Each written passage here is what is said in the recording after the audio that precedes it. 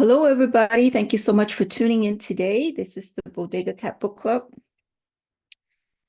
And I got my cat here meowing at me. So anyways, we are starting a new book. Thank you so much for tuning in to our previous books. I hope you enjoyed that. So today we're going to be reading Autobiography of a Yogi by Paramahansa Yogananda. This is a very popular book. And he's the founder of Self-Realization Fellowship. And today we're going to be reading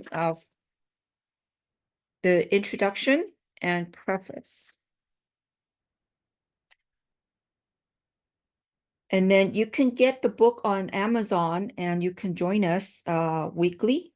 And we'll be probably doing 3 chapters a week because this is a pretty long book. It's got 49 chapters in it. Okay, so here we go.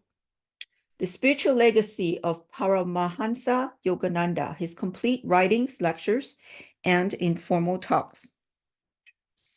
Paramahansa Yogananda founded Self-Realization Fellowship in 1920 to disseminate his teachings worldwide and to preserve their purity and integrity for generations to come. A prolific writer and lecturer from his earlier years in America, he created a renowned and voluminous body of works on the yoga science of meditation, the art of balanced living, and the underlying unity of all great religions. Today, this unique and far-reaching spiritual legacy lives on, inspiring millions of truth seekers all over the world. In accord with the express wishes of the great master, Self-Realization Fellowship has continued the ongoing task of publishing and keeping permanently in print the complete works of Paramahansa Yogananda. These include not only the final editions of all the books he published during his lifetime, but also many new titles, works that had remained unpublished at the time of his passing in 1952, or which had been serialized over the years in incomplete form in Self-Realization Fellowship's magazine, as well as hundreds of profoundly inspiring lectures and informal talks recorded but not printed before his passing. Paramahansa Yogananda personally chose and trained those close disciples who had the Self-Realization Fellowship Publications Council and gave them specific guidelines for the preparation and publishing of his teachings. The members of the SRF Publications Council, monks and nuns who have taken lifelong vows of renunciation and selfless service, honor these guidelines as a sacred trust in order that the universal message of this beloved world teacher will live on in its original power and authenticity. The Self-Realization Fellowship emblem, shown above, right here,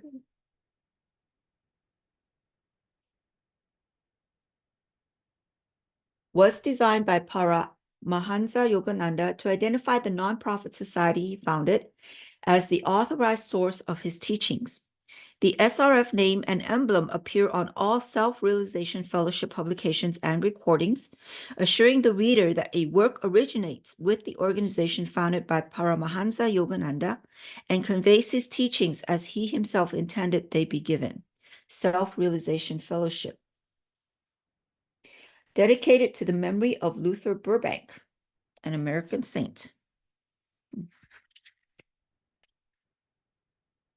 Okay, so preface by W.Y. Evans Wentz, M.A. D.Lit. D.Sc. Jesus College, Oxford. Author and translator of many classic works on yoga and wisdom traditions of the East, including Tibetan yoga and secret doctrines, Tibet's great yogi Milarepa, and the Tibetan Book of the Dead. The value of Yogananda's autobiography is greatly enhanced by the fact that it is one of the few books in English about the wise men of India which have been written not by a journalist or foreigner, but by one of their own race and training. In short, a book about yogis by a yogi. As an eyewitness recountal of the extraordinary lives and powers of modern Hindu saints, the book has importance both timely and timeless. To its illustrious author, whom I have had the pleasure of knowing in both India and America, may every reader render due appreciation and gratitude. His unusual life document is certainly one of the most revealing of the depths of the Hindu mind and heart, and of the spiritual wealth of India ever to be published in the West.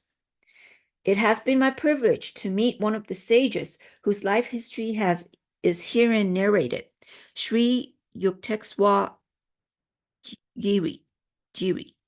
A likeness of the venerable saint appeared as part of the frontispiece of my Tibetan yoga and secret doctrines.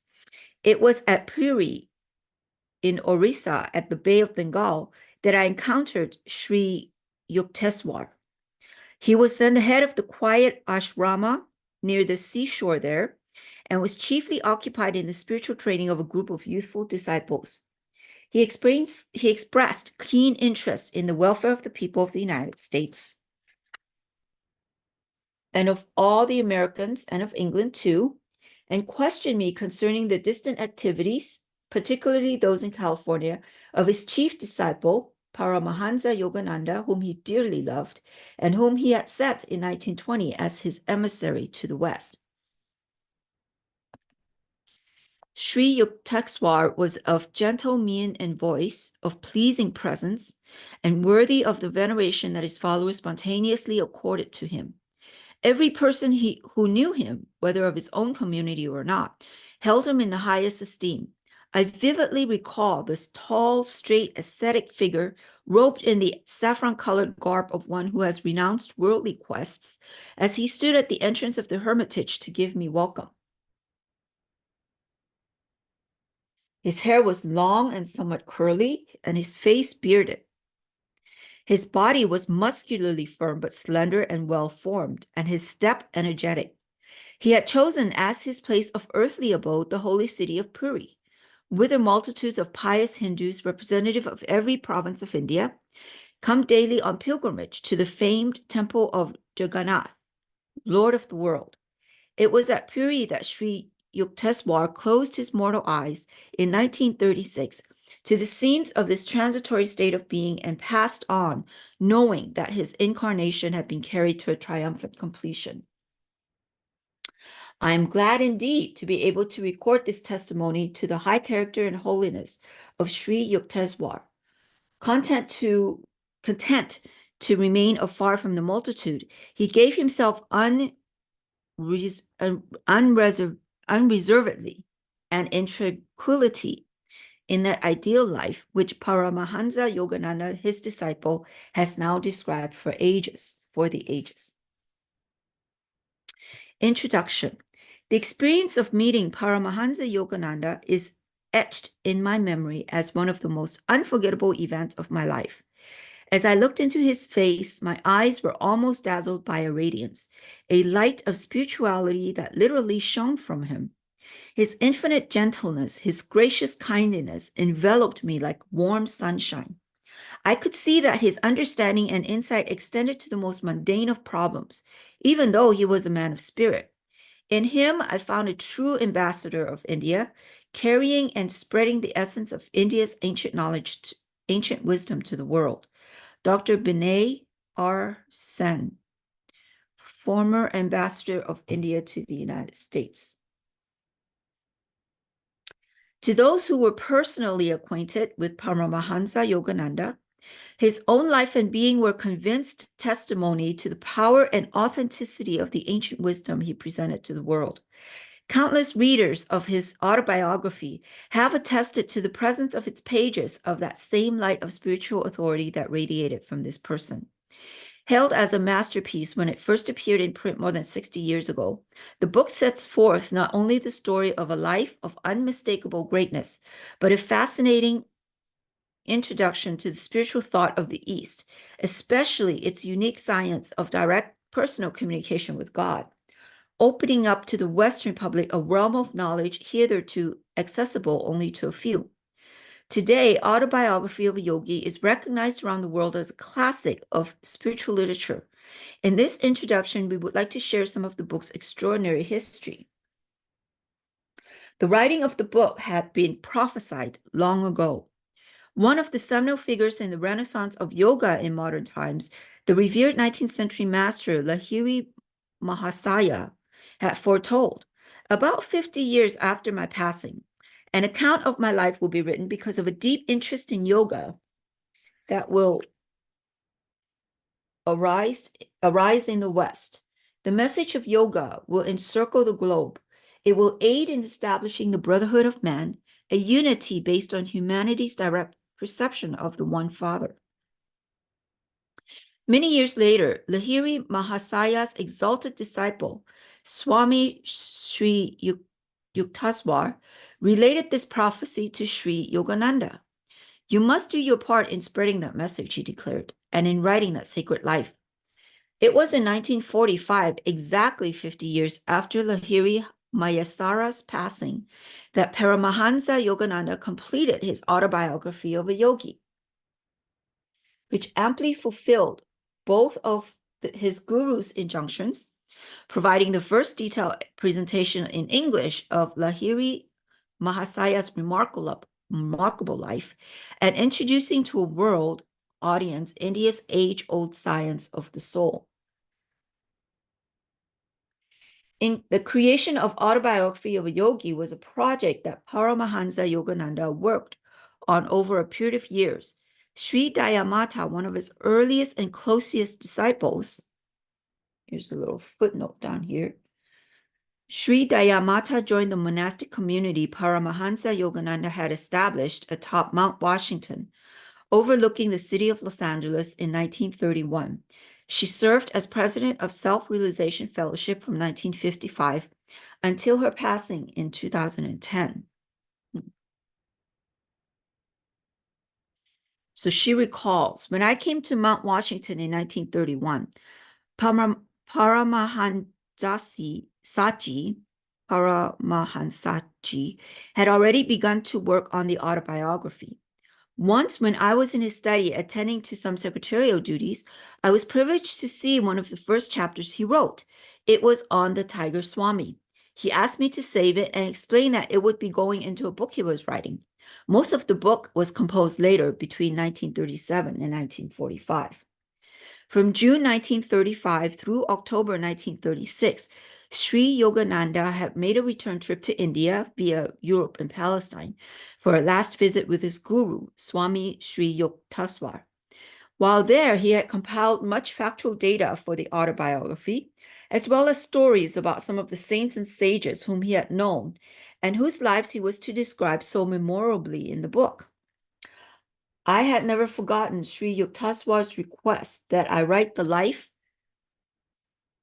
of Lahiri Mahasaya, he later wrote.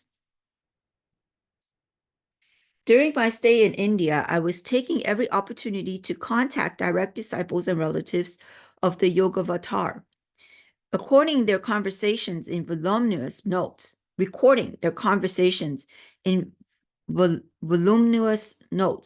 I verified facts and dates and collected photographs, old letters, and documents. Upon his return to the United States at the end of 1936, he began to spend much of his time at the hermitage that had been built for him in his absence, in Encinitas on the Southern California coast. It proved to be an ideal place to concentrate on completing the book he had begun years before. Still vivid in my memory are the days spent in that peaceful seaside hermitage, recounts Sri Dayamata. He had so many other responsibilities and commitments that he was not able to work on the autobiography every day, but in general, he devoted the evenings to it and whatever free time he could spare. Beginning around 1939 or 40, he was able to concentrate full-time on the book, and full-time it was, from early morning until early morning. A small group of his disciples, Tara Mata, my sister, Ananda Mata, Shraddha Mata, and myself, were present to assist him. After each part was typed, he would give it to Taramata, who served as his editor. What treasured memories! As he wrote, he relived inwardly the sacred experiences he was recording. His divine intent was to share the joy and revelations encountered in the company of saints and great masters. and in one's own personal realization of the divine. Often he would pause for a time, his gaze uplifted and his body motionless, wrapped in the samadhi state of deep communion with God. The whole room would be filled with a tremendously powerful aura of divine love. For us disciples, merely to be present at such times was to be lifted into a higher state of consciousness. Finally, in 1945, came the jubilant day of the book's completion. Paramahansaji wrote the last words, "Lord, thou hast given this monk a large family," then laid down his pen and joyously exclaimed, "All done. It is finished. This book will change the lives of millions. It will be my messenger when I am gone." It then became Theravada's responsibility to find a publisher. Paramahansa Yogananda had met Theravada while conducting a series of lectures and classes in San Francisco in 1924. Possessed of rare spiritual insight, she became one of the small circle of his most advanced disciples. He held her editorial abilities in highest esteem and used to say that she had one of the most brilliant minds of anyone he had ever met. He appreciated her vast knowledge and understanding of India's scriptural wisdom and remarked on one occasion, Excepting my great guru, Sri Yukteswar, there is no one with whom I have more enjoyed talking of Indian philosophy. Taramata took the manuscript to New York City, but finding a publisher was not an easy task. As can often be observed, the true stature of a great work may not at first be recognized by those of a more conventional cast of mind. Despite the newly born atomic age having enlarged the collective consciousness of humanity with a growing understanding of the subtle unity of matter, energy, and thought, the publishers of the day were hardly ready for such chapters as Materializing a Palace in the Himalayas and The Saint with Two Bodies. For a year, Taramata lived in a sparsely furnished, unheated, cold water flat while making the rounds of publishing houses. At last, she was able to send a cable with news of success. The Philosophical Library, a respected New York publisher, had accepted the autobiography for publication. "What she has done for this book I cannot begin to describe," Sri Yogananda said. But for her, the book would never have gone through. Shortly before Christmas 1946, the long-awaited books reached Mount Washington. The book was greeted by readers and by the world press with an outpouring of appreciative praise. There has been nothing before written in English or in any other language like this presentation of yoga, wrote Columbia University Press in its review of religions. The New York Times exclaimed it a rare account.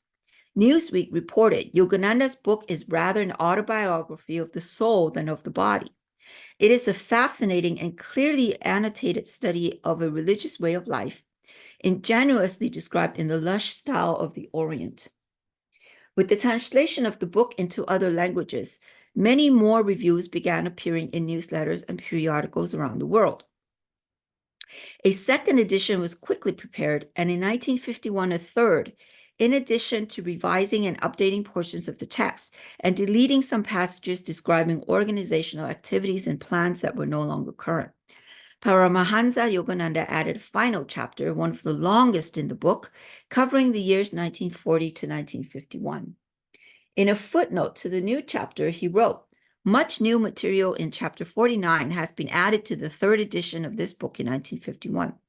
In response to requests made by a number of readers of the first two editions, I have answered in this chapter various questions about India, yoga, and Vedic philosophy." And here's a footnote. Additional revisions made by Paramahansa Yogananda were included in the 7th edition, 1956, as described in the publisher's note to this edition. This 1956 American edition contains revisions made by Paramahansa Yogananda in 1949 for the London, England edition, and additional revisions made by the author in 1951. In a note to the London edition dated October 25th, 1949, Paramahansa Yogananda wrote, "The arrangement for a London edition of this book has given me an opportunity to revise and slightly to enlarge the text.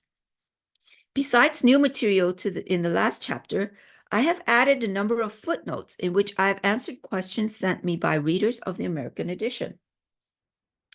Later revisions made by the author in 1951 were intended to appear in the fourth 1952 American edition.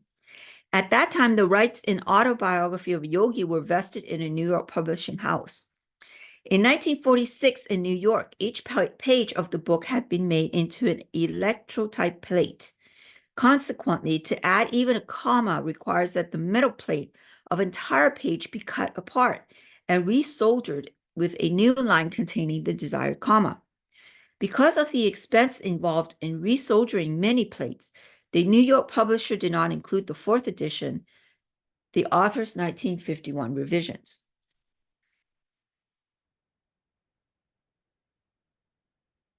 I have been immensely moved, Sri Yogananda wrote in an author's note into the 1951 edition, to receive letters from thousands of readers. Their comments and the fact that the book has been translated into many languages encourages me to believe that the West has found in these pages an affirmative answer to the question, has the ancient science of yoga any worthwhile place in the life of the modern man? With the passing years, thousands of readers became millions, and the enduring and universal appeal of Autobiography of Yogi has become increasingly apparent. 60 years after the book was first published, it is still appearing on metaphysical and inspirational bestseller lists, a rare phenomenon.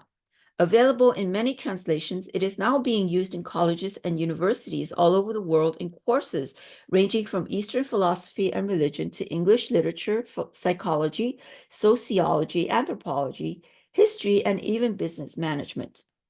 As predicted more than a century ago by Lahiri Mahasaya, the message of yoga and its ancient tradition of meditation has indeed encircled the globe.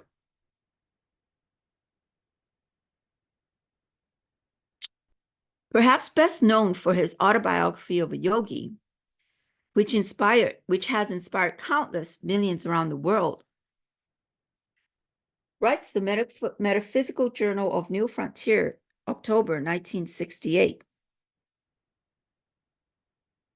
Paramahansa Yogananda, like Gandhi, brought spirituality into the mainstream of society. It is reasonable to say that Yogananda did more to put the word yoga into our vocabulary than any other person. Here's a little footnote here. In late 1953, Self-Realization Fellowship, SRF, bought from the New York publisher all rights in Autobiography of a Yogi. SRF reprinted the book in 1954 and 1955, fifth and sixth editions, but during those 2 years, other duties prevented the SRF editorial department from undertaking the formidable task of incorporating the author's revisions on the electrotype plates. The work, however, has been accomplished in time for the seventh edition.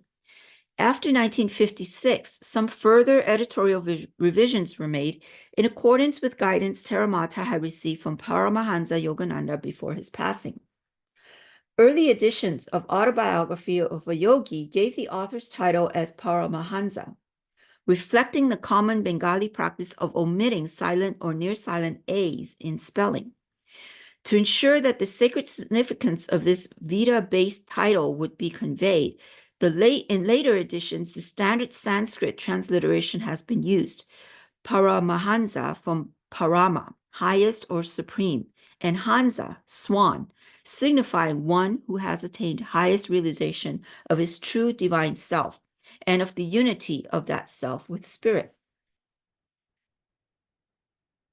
The respected scholar, Dr. David Frowley, director of the American Institute of Vedic Studies, writing in the bi-monthly journal Yoga International, October-November 1996, states, Yogananda can be said to be the father of yoga in the West, not the mere physical yoga that has become popular, but the spiritual yoga, the science of self-realization that is the real meaning of yoga.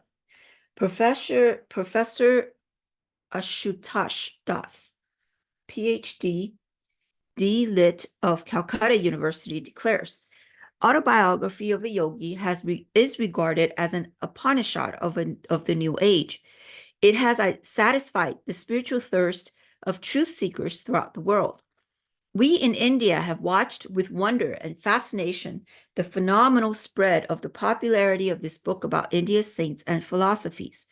We have felt great satisfaction and pride that the immortal nectar of India's Sanatana Dharma, the eternal laws of truth, has been stored in the golden chalice of the Autobiography of a Yogi. Even in the former Soviet Union, the book apparently made a deep impression on the relative few who had access to it under the communist regime.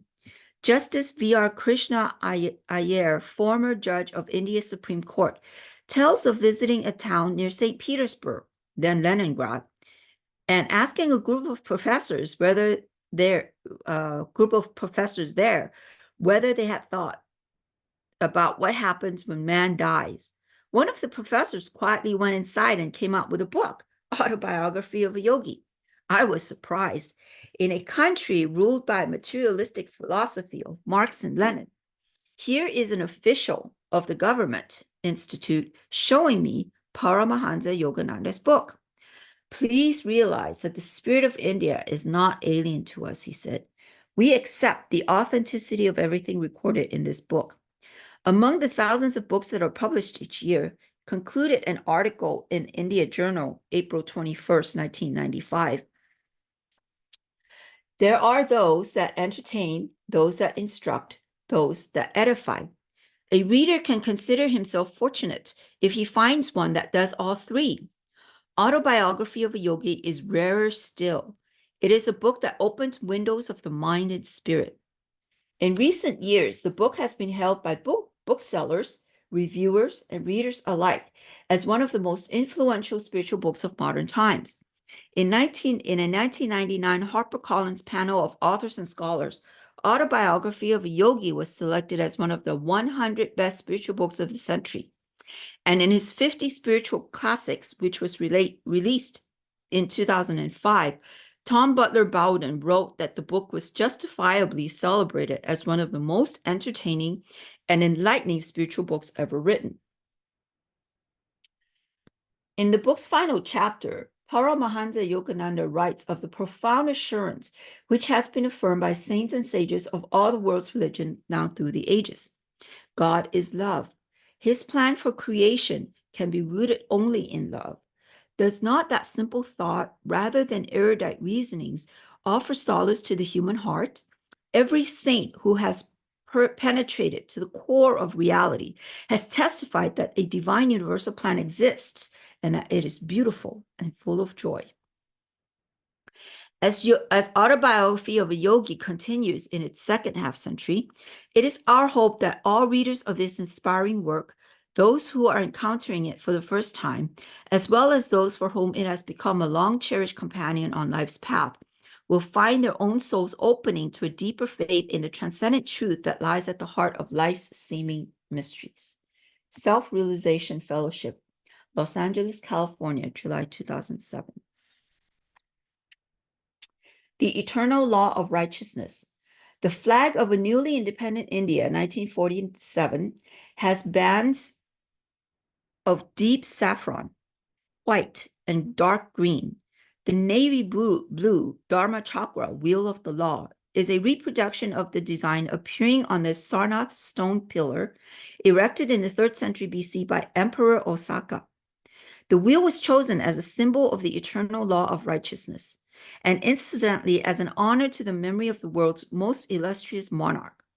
His reign of 40 years is without a parallel in history, writes the English historian H.G. Rawlinson. He has been compared at various times to Marcus Aurelius, St. Paul, and Constantine, 250 years before Christ. Osaka had the courage to express his horror and remorse at the result of a successful campaign and deliberately to renounce war as a means of policy. Osaka's inherited dominions included India, Nepal, Afghanistan, and Baluchistan. The first internationalist, he sent religious and cultural missions, with many gifts and blessings to Burma, Ceylon, or Ceylon, Egypt, Syria, and Macedonia. Osaka, the third king of the Maurya line, was one of the great philosopher kings of history. The scholar P. Mason Arcel observed, "No one has combined energy and benevolence, justice and charity as he did. He was the living embodiment of his own time, and he comes before us as quite a modern figure. In the course of a long reign, he achieved what seems to us to be a mere aspiration of the visionary. Enjoying the greatest possible material power, he organized peace. Far beyond his own vast dominions, he realized what has been the dream of some religions, universal order and an order embracing mankind. Dharma, cosmic law, aims at the happiness of all creations, of all creatures. In his rock edicts and stone pillars surviving to this day, Osaka lovingly advises the subjects of his far-flung empire that happiness is rooted in morality and godliness. Modern India, aspiring to anew the eminence and prosperity that for millenniums enveloped the land, pays homage in her new flag to the memory of Osaka, sovereign dear to the gods." And that is the end of the preface and introduction. So thank you so much for joining us. And next week, we will start with chapter 1. Okay, in the meantime, have a great week, and we'll see you next time. Bye-bye now.